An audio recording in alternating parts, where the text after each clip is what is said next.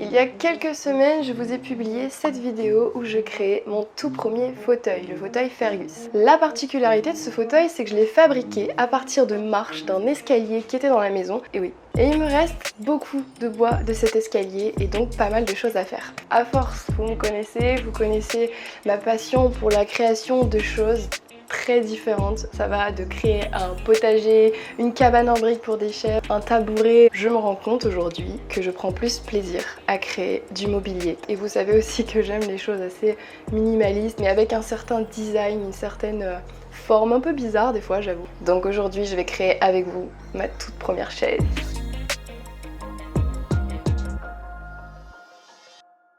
Et c'est bien évidemment posé dans mon fauteuil que j'ai imaginé ma future chaise. J'avais beaucoup d'inspiration, donc ça a été compliqué de me décider de savoir si je voulais que l'assise soit carrée ou triangulaire ou même droite. Et là vous allez me dire mais tu peux pas poser ton cul là-dessus. Mais en fait je parle pas de l'assise, mais de l'ossature de l'assise, là où je vais poser l'assise. Parce que l'assise ça c'est encore autre chose, ça va être une planche avec de la mousse, du tissu, enfin bref on verra ça plus tard. Parce qu'avant faut que je règle le problème des accoudoirs. Est-ce que je l'ai fait droit? Est-ce que je l'ai fait incliné pour appeler fauteuil Fergus? Et en même temps si je le fais comme ça, le dossier il est trop bas, ça va faire mal au dos. Du coup je me dis tiens je vais l'incliner dans l'autre sens, sauf que dans ce sens là il y a plus rien qui rappelle la ligne éditoriale du fauteuil Fergus. Donc je me dis bon, il y a la planche derrière, au lieu de la faire droite, je vais la faire triangulaire, comme ça rappellera la forme des marches d'escalier. Sauf que ça ressemble à un tanga, je peux pas faire ça. Et puis pourquoi sur quasi toutes les chaises, les accoudoirs sont ensemblés par le haut? Je me dis si jamais on fait les houves avec la chaise, qu'on la soulève et qu'elle se décolle, autant faire les tenons mortels sur le côté, non? Ce serait plus solide. Bref, j'ai opté pour le modèle qui ressemble à... vous savez quoi. Quand j'ai fait le fauteuil, j'ai coupé les marches et j'ai obtenu des chutes, genre ça. Je vais juste utiliser une marche en plus pour pouvoir faire la partie de derrière. D'abord, je vais couper toutes les bonnes longueurs, je vais raboter, je vais poncer pour que tout ça soit beaucoup plus joli.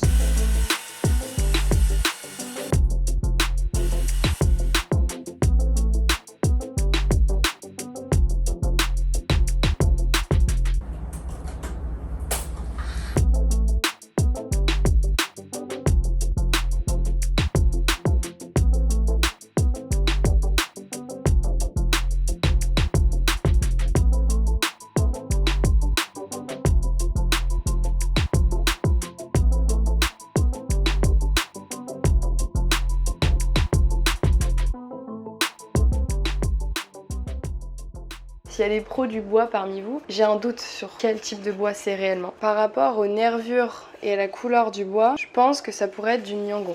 Je doute que ce soit du teck, mais j'en suis pas sûre à 1000%.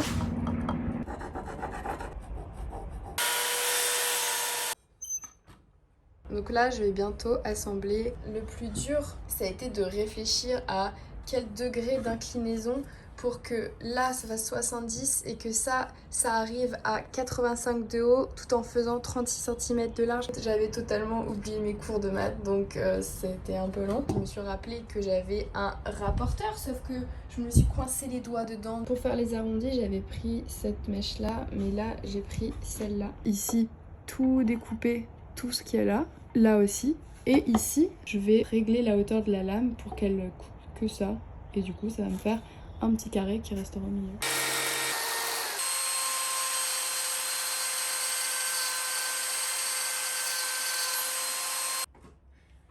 Bon, il fallait évidemment que je fasse une bourde. J'aurais dû m'arrêter ici pour que là ça soit plat sur plat.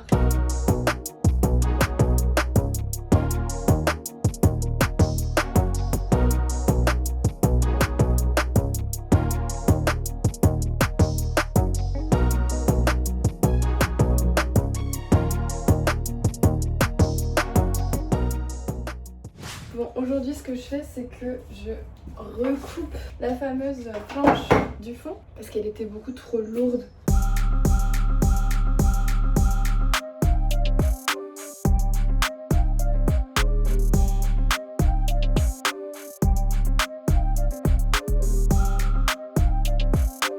Bon, c'est toujours pas les meilleurs tenants mortels du monde, mais je débute, hein.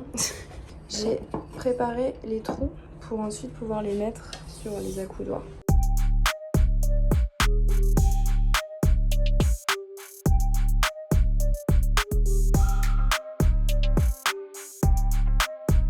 Aujourd'hui, j'attaque la partie qui va venir se mettre ici. La barre qui va permettre de ensuite venir mettre deux autres barres qui vont tenir l'assise. Cette fois-ci, j'ai fait des gros tenons pour que ce soit bien costaud qui vont venir se mettre juste là.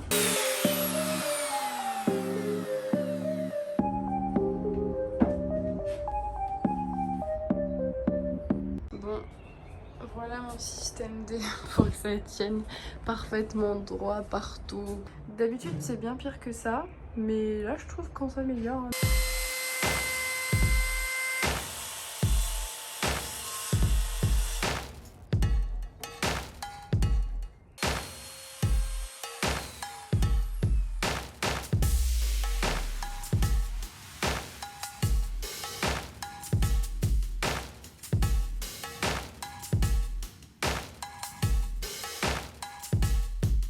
Là, la barre est droite, là c'est bon, là c'est bon.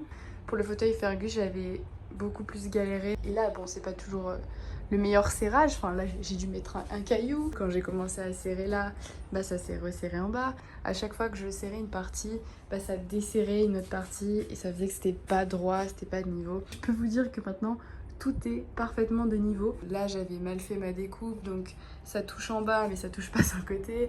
Mais tout ça, ça va être comblé avec de la pâte à bois. Les coins, ils seront plus comme ça, mais complètement arrondis. Donc pour l'instant, la chaise, je suis d'accord, elle est complètement moche. Maintenant, il faut que ça sèche. Cette fois-ci, je vais pas y toucher avant au moins 2-3 jours.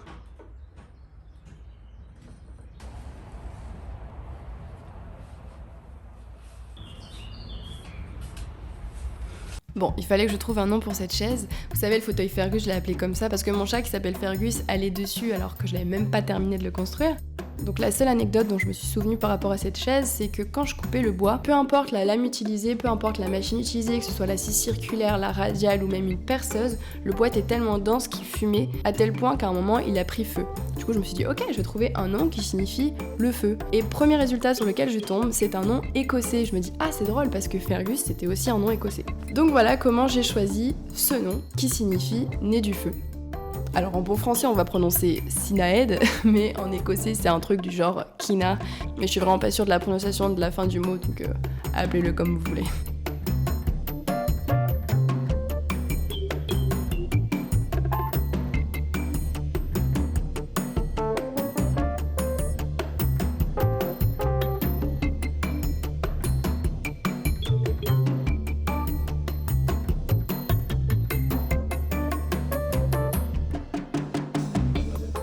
J'ai acheté ces trucs là que je vais venir frapper ici. J'ai pas serré mais pour que vous voyez en dessous ça donne ça, donc c'est propre. Par contre cette planche pour le dossier je vais pas la fixer de la même façon parce que je voulais pas qu'il y ait de vis apparent de l'autre côté. J'ai acheté des genres de clips pour fixer les canapés entre eux. Ça va venir s'enclencher et si je veux changer de dossier et mettre un autre tissu, bah, j'ai juste à recouper une bout de planche, remettre un autre tissu et j'ai 2 dossiers disponibles de couleurs différentes.